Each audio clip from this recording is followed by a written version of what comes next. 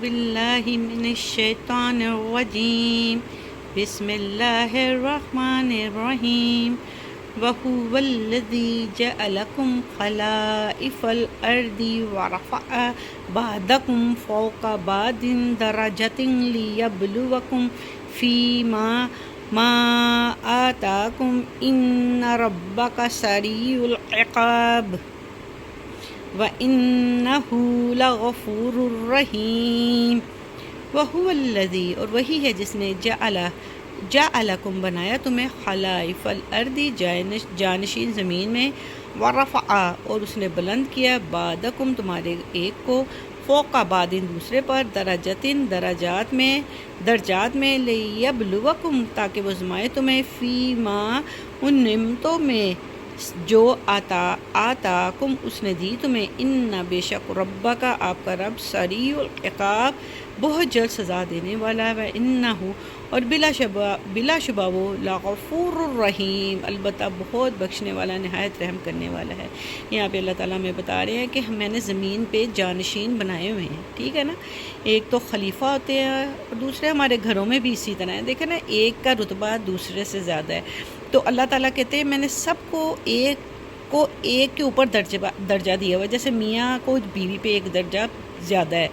تو اللہ تعالیٰ کہتے ہیں کیوں دیا ہوا ہے کہ میں سب کو آزماؤں گا، جو گھر کا بڑا ہے وہ چھوٹوں کے ساتھ کیا سلوک کر رہا ہے، جو خامد ہے وہ بیوی کے ساتھ کیا سلوک کر رہا ہے، جو بیوی ہے وہ اپنے گھر والوں کے ساتھ یا بچوں کے ساتھ کیا سلوک کر رہی ہے، یعنی کہ رشتہ دار، اسی طرح سب کو اللہ تعالیٰ نے درجات دیے ہیں، ٹھیک ہے، آزمانے کے لیے۔ جیسے ملک کی ایک حکمرانی ہے تو اللہ تعالیٰ کی یہ بھی بہت بڑی آزمائش ہے کہ اللہ تعالیٰ آزما رہا ہے کہ دیکھو یہ میرے مطابق یعنی کہ میرا قانون نافذ ہو رہا ہے، میرے مطابق زندگیاں چل رہی ہیں کیا، نماز کے وقت سب کے بزنس، سب کی دکانیں، سب کے کاروبار بند ہو جاتے ہیں، مسجدیں بھر جاتی ہیں، کیا رشوت نہیں لی جا رہی، کیا سود کا کاروبار تو نہیں ہو رہا، یعنی کہ ہر طرح اللہ تعالیٰ کہہ رہے ہیں میں آپ کو آزماؤں گا، اور میں کیونکہ قرآن پاک ہے، قرآن پاک عربی پڑھنے کی کتاب نہیں ہے، یہ قرآن پاک ہے، اس میں زندگی گزارنے کا طریقہ بتایا گیا ہے، تو اللہ پاک کہتے ہیں میں نے ایک دوسرے پہ تم سب کو درجے دیے ہوئے ہیں اور میں تم لوگوں کو آزما رہا ہوں، میں دیکھ رہا ہوں کہ تم جیسے میرا اور میرے نبی کا حکم ہے اس کے مطابق زندگیاں گزار رہے ہو، اس دین کو جو نافذ کیا گیا ہے، جو شریعت یہ محمدی ہے اس کے مطابق زندگیاں گزار رہے ہو، اور اللہ تعالیٰ کہتے ہیں اور ان نعمتوں میں سے جو اس نے دی ہیں تمہیں بے شک آپ کا رب بہت جلد سزا دینے والا ہے۔ اللہ تعالیٰ کہتے ہیں اگر نہیں گزارو گے تو کیا ہوگا، سزا ملے گی۔ اللہ تعالیٰ رحم کریں اور بلا شبہ وہ البتہ بہت بخشنے والا اور نہایت رحم کرنے والا ہے، اور ساتھ ہی اللہ تعالیٰ اتنی پیاری اپنی بات کہہ دیتے ہیں، اپنی صفت بیان کر دیتے ہیں کہ میرے سے معافی مانگو، میں تمہیں معاف بھی کروں گا اور تم پہ رحم بھی کروں گا۔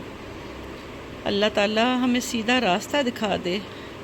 اللہ تعالیٰ ہم پہ رحم کر دے۔ ہم کسی کو بھی نہیں کہہ سکتے کہ کون اچھا ہے کون برا ہے، ہم فیصلہ نہیں کر سکتے، لیکن ہم کیا دنیا کے خدا بن کے بیٹھ گئے ہیں۔ اللہ تعالیٰ ہمیں سیدھا راستہ دکھائے، ہمیں اپنی طرف انگلی کرنی چاہیے، ہمیں اپنی جو برائیاں ہیں وہ ہمیں نظر نہیں آتی لیکن دوسروں کی آتی ہیں۔